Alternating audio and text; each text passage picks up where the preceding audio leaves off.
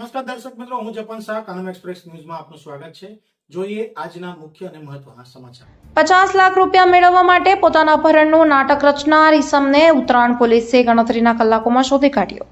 સુરત શહેરના ઉત્તરાયણ પોલીસ સ્ટેશનને એક મહત્વપૂર્ણ સફળતા મળી છે। પોતાના પરિવાર પાસેથી રૂપિયા 50 લાખ પડાવવાના ઈરાદે એક વ્યક્તિએ પોતાના અપહરણની ખોટી વાર્તા ઊભી કરી પરિવારજનોને ધમકીભર્યા મેસેજ મોકલી ખંડણી માંગવાનો પ્રયાસ પણ કર્યો। જો કે ઉત્તરાયણ પોલીસની ઝડપી અને સતર્ક કામગીરીથી સમગ્ર ભેદ ઉકલી ગયો છે।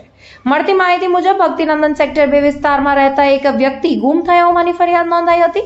ફરિયાદ બાદ પરિવારજનોને ગુમ થયેલા વ્યક્તિના મોબાઈલ પરથી મેસેજ મળ્યા હતા, જેમાં 50 લાખ રૂપિયાની માંગણી કરવામાં આવી હતી, તેમજ પોલીસમાં ફરિયાદ કરશો તો જાનથી મારી નાખવાની પણ ધમકી આપવામાં આવી હતી। ઘટનાની ગંભીરતાને ધ્યાનમાં રાખી ઉત્તરાયણ પોલીસ સ્ટેશન દ્વારા અલગ અલગ ટીમો બનાવી તાત્કાલિક તપાસ શરૂ કરવામાં આવી। પોલીસે સીસીટીવી ફૂટેજ, ટેકનિકલ સર્વેલન્સ અને હ્યુમન ઇન્ટેલિજન્સના આધારે સતત તપાસ હાથ ધરી હતી। તપાસ દરમિયાન પોલીસને જાણવા મળ્યું કે ગુમ થયેલો વ્યક્તિ મોટા વરાછા વિસ્તારમાં આવેલી એક હોટલમાં રોકાયો હતો, ત્યાંથી તેને સલામત રીતે શોધી કાઢવામાં આવ્યો। પૂછપરછ દરમિયાન ખુલાસો થયો કે તેણે પોતાના પરિવાર પાસેથી મોટી રકમ મેળવવા માટે પોતાના અપહરણનું નાટક રચ્યું હતું અને પોતે જ ખંડણી માંગતા મેસેજ મોકલ્યા હતા। ઉત્તરાયણ પોલીસની સતર્કતા, ઝડપી તપાસ અને વ્યૂહાત્મક કામગીરીના કારણે ગણતરીના કલાકોમાં સમગ્ર ભેદ ઉકેલી દેવામાં આવ્યો હતો। હાલ પોલીસ દ્વારા આરોપી વિરુદ્ધ કાયદેસરની કાર્યવાહી હાથ ધરવામાં આવી રહી છે। સુરત પોલીસ કમિશનર અનુપમસિંહ ગહેલોત, અધિક police commissioner Mahendra Bagadiya, zone 5ના નાયબ પોલીસ કમિશનર લક્ષ્મીધરસિંહ ઝાલા અને અન્ય ઉચ્ચ અધિકારીઓના માર્ગદર્શન હેઠળ ઉત્તરાયણ પોલીસ સ્ટેશનની ટીમે આ સફળ કામગીરી પાર પાડી હતી। રિપોર્ટર પ્રજ્ઞેશ હિરપરા, સુરત। જી સાહેબ, ગત તારીખ 12/6/2026ના રોજ ઉત્તરાયણ પોલીસ સ્ટેશન વિસ્તારમાં જિગ્નેશભાઈ નામના એક વ્યક્તિની મિસિંગ કમ્પ્લેન્ટ દાખલ કરવામાં આવેલી।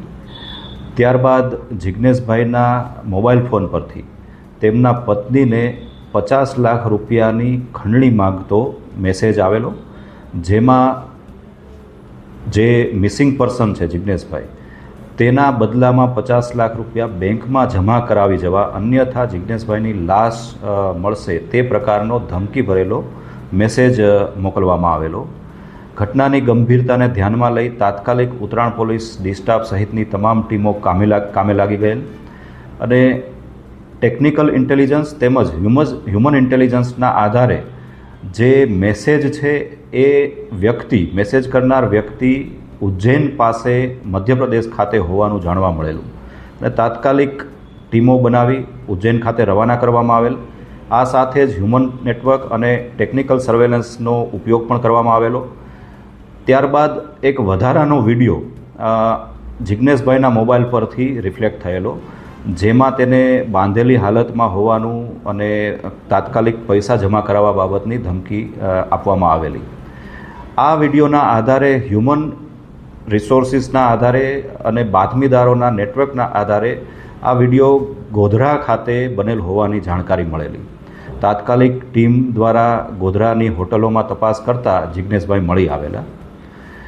તેની પૂછપરછ કરતાં જાણવા મળેલું કે તેઓ પોતે 50 થી 60 લાખ રૂપિયા સ્ટોક માર્કેટમાં ઓપ્શન ટ્રેડિંગમાં ગુમાવી ચૂકેલા અને તેને કારણે પોતે ખૂબ ખોટમાં ગયેલ હોવાથી પરિવારજનો અને અન્ય સગાવાલાઓ તેઓને મદદ કરે તેવા હેતુથી ખોટી રીતે આ પ્રકારના મેસેજ કરી પોતાનું અપહરણ થયાનું નાટક ઊભું કરેલું અને આ સંદર્ભે ઉત્તરાયણ પોલીસ દ્વારા જિગ્નેશભાઈ વિરુદ્ધમાં ગુનો દાખલ કરી કાયદેસર કાર્યવાહી હાથ ધરવામાં આવી છે, જેમાં પોલીસને ગેરમાર્ગે દોરવા અને ખોટા મેસેજ આપવા સહિતની કલમો હેઠળ કાર્યવાહી હાથ ધરવામાં આવેલ છે। સાહેબ, આમાં કેટલા લોકો કોઈ સામેલ હતા કાવતરામાં? નહીં, આ કાવતરામાં કોઈ અન્ય વ્યક્તિનો સમાવેશ થયેલો નહીં, ફક્ત અને ફક્ત જિગ્નેશભાઈ દ્વારા જ આ તમામ ઘટનાને ઉપજાવી કાઢી અને તે બાબતની આખી સાજિશ રચવામાં આવેલી।